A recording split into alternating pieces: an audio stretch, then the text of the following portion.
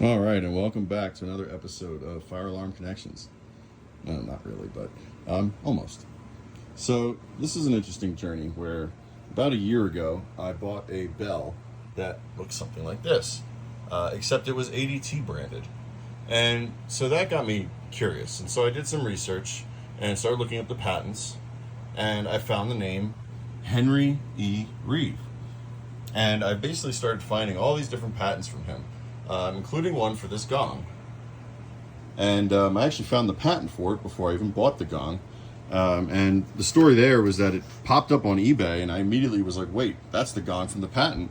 And I went to buy it a couple days later, and it was delisted. And so that was like, I was like, oh man, did it sell?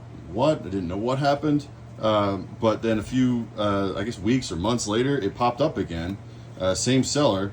And sure enough, I grabbed it, and I didn't wait that time. And yeah, here it is. So that actually references a 1909 Reeve patent. So, what's interesting about this is that Edwards also used a gong that looks exactly like this. And some of his later patents, you see mechanisms where there's like a big cover over this.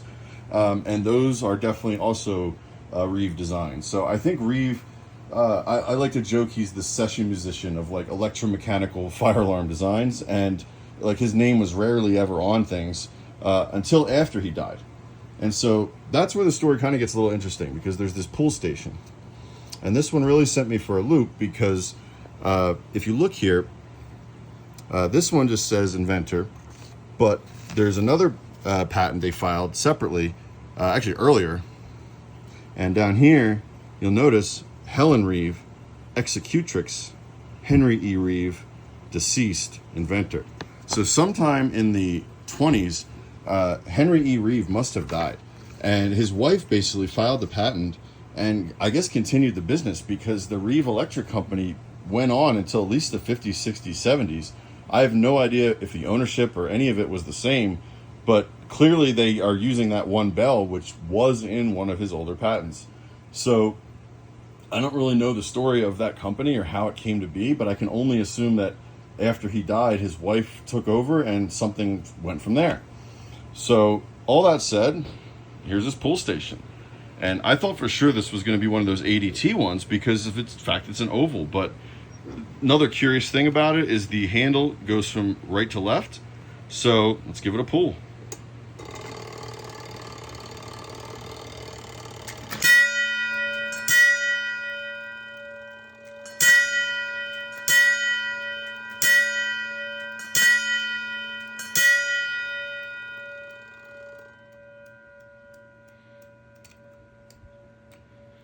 So the mechanism in this is, if you look at it, pretty streamlined.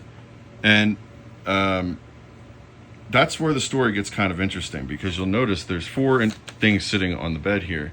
And you'd think just from a glance that none of them are related, because none of them say Reeve on them. But if you look at the patent for that Reeve coated pull, you'll notice some interesting details here in the citations. It was cited by two other patents, one being Edwards Company in the 1950s, and the other is S.H. Couch in 1960. That's these two pulls. Those, to me, are two of the most ubiquitous coated pulls, probably of all time. There's a couple others you could throw in there. The one autocall mechanism was used for a long, long time as well. And there's probably some others I'm missing. But in my mind, if I'm thinking of a coated pull, those are like the first two that come to mind. And they're both referencing this thing. So that's really interesting. And like from a history perspective, it just seems like a missing connection that I never knew about.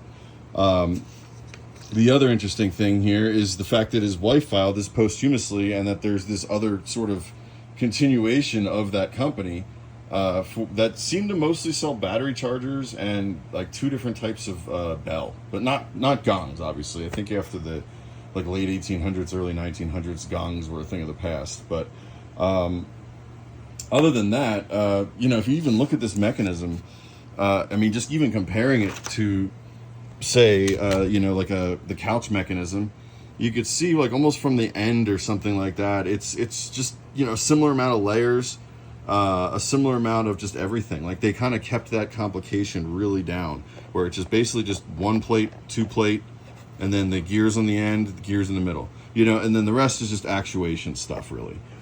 Same with this stuff. You know, if you go to look at some other coated pools, some of them are like a clock and it's layers deep.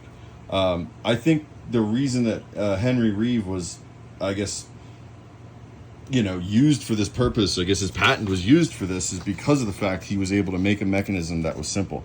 And I think that's the same reason that his bells were, you know, kind of popular to be rebranded.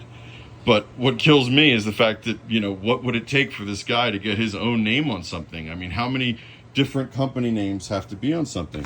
Because, like, for example, this is actually an AFA pool. And, or is it? It's a Watking fire alarm box. You know, at nowhere, at any point does it say Reeve on this thing. So, all that said, do another quick demo here and ring off the Edwards.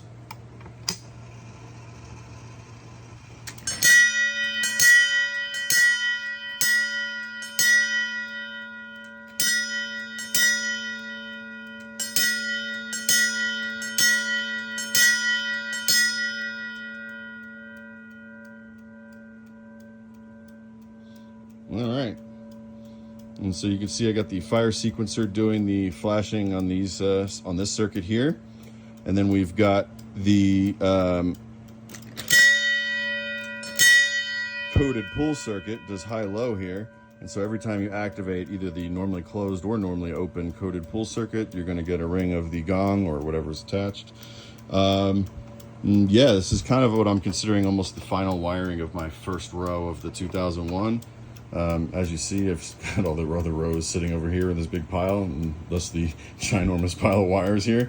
But yeah, other than that, a lot more to come with the 2001 in short order. This is all now like kind of a bus system, so the fire sequencer as well as the coded pull bus all can sort of be bused to the other rows, so that's going to enable some really interesting things in short order. All that said, hopefully this has been an interesting video about Henry E. Reeve, the session musician of electromechanical fire alarms. Till next time, folks.